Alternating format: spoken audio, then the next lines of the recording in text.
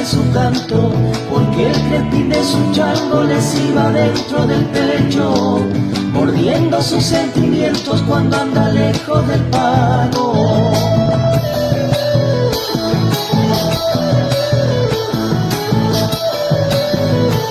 La sed de volver provoca espejismo de nostalgias, es una ilusión dorada, solo una flor de cenizas, es el corazón que atiza viejas llamas escarchadas.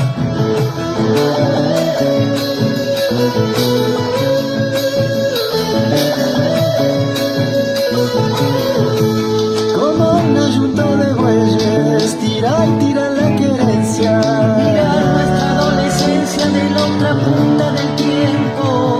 Es fiero como el encuentro con el yuyal de la ausencia, porque le vino la vida, ya no le temo a la muerte.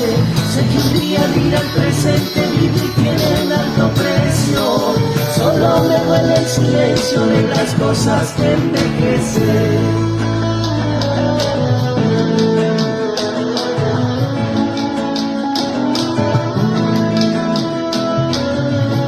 Mirando yo ese espejismo, he vuelto al suelo añorado, a la esquina de mi barrio donde jugaba y reía.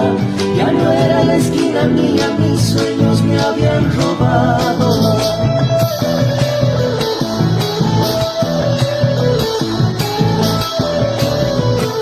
Y qué dolor ver la sombra del chango que fue mi amigo, mirarme desde el abismo de unas fotos otoñadas, ver la realidad amarga del camino del olvido.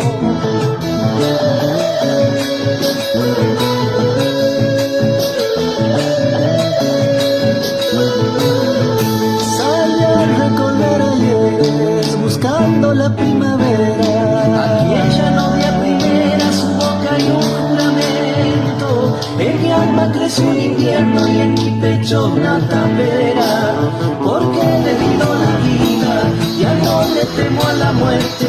Sé que un día dirá el presente, vivir tiene un alto precio, solo me duele el silencio de las cosas que envejecen.